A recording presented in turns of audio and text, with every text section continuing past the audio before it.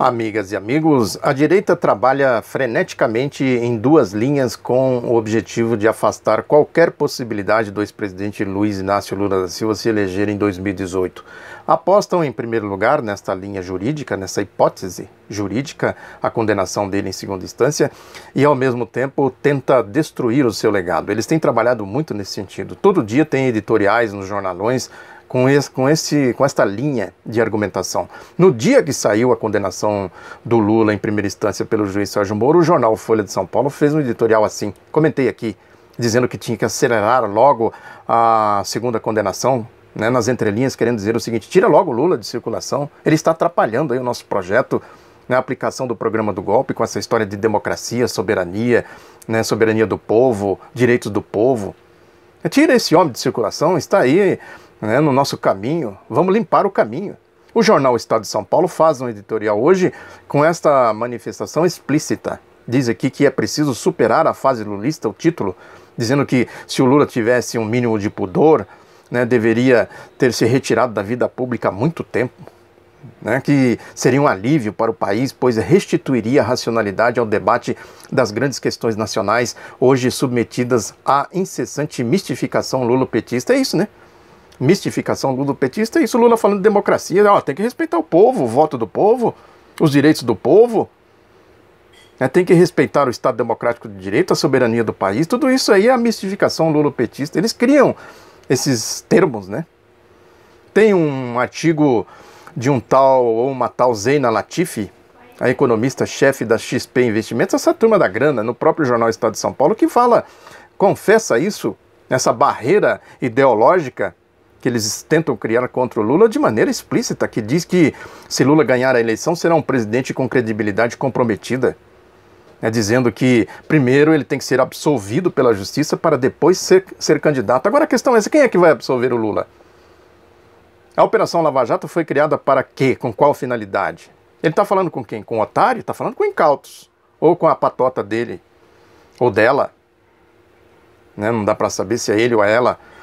Agora, a essência da coisa é exatamente ideológica quando ele diz aqui que se Lula ganhar a eleição, será mais complicado ainda, porque será um presidente com credibilidade comprometida, o que poderá dificultar enormemente a construção de alianças no Congresso e o diálogo com o Judiciário. É isso aí, né? Se ganhar, como é que nós vamos investir, como é que nós vamos nos inserir num governo, né, com as características que o ex-presidente defende de soberania do povo, soberania do país, democracia, direitos do povo e etc. O Estadão fala que o Lula é o responsável por tudo isso, ele mesmo confessa que ele é o responsável pela crise, por tudo isso que está acontecendo. Quem tem um mínimo de bom senso sabe que esta crise começou exatamente quando a direita pôs a marcha golpista em andamento. O Estadão chega a dizer que, não, o próprio Lula diz que a Dilma foi um desastre. O Lula nunca disse isso. O Lula disse que a Dilma errou, e errou mesmo quando tentou fazer o ajuste fiscal com Joaquim Levy, já com a faca no pescoço pela marcha golpista, tentando agradar essa tigrada aí. Ali foi um erro do Lula, foi essa crítica que o Lula fez, a guinada à direita, e não ao projeto original, né, que foi eleito em 2014. O Meirelles também, segundo o Estadão, vai na mesma linha de atacar o legado do ex-presidente Lula.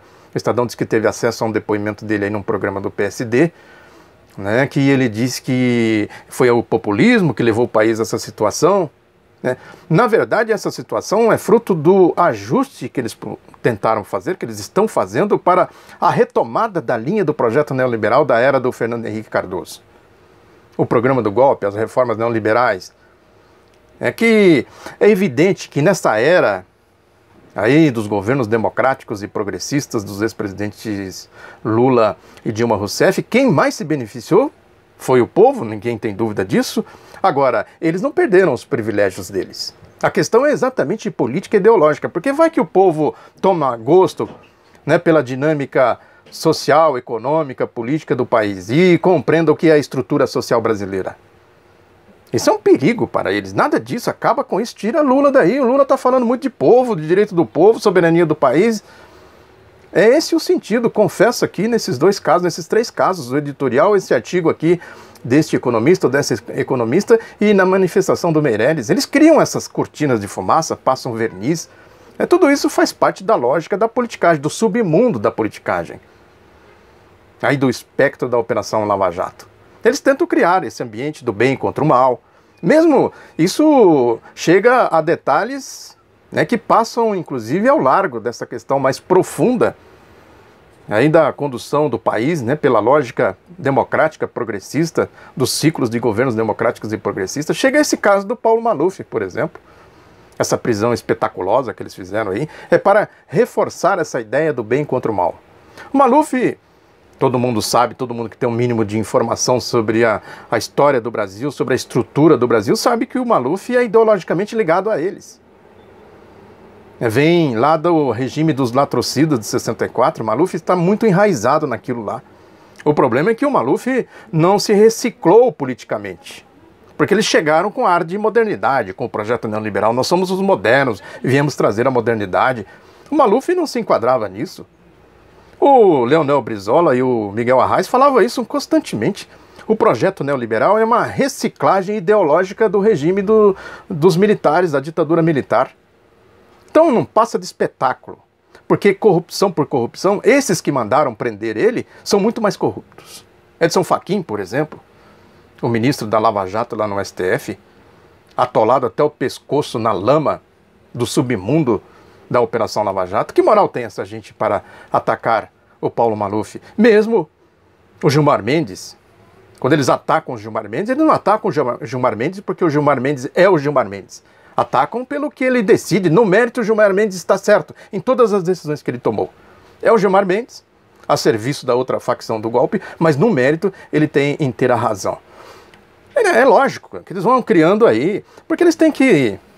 Eles não têm outra alternativa a não ser fazer a politicagem, acionar o submundo da politicagem, como é o caso da prisão do Paulo Maluf.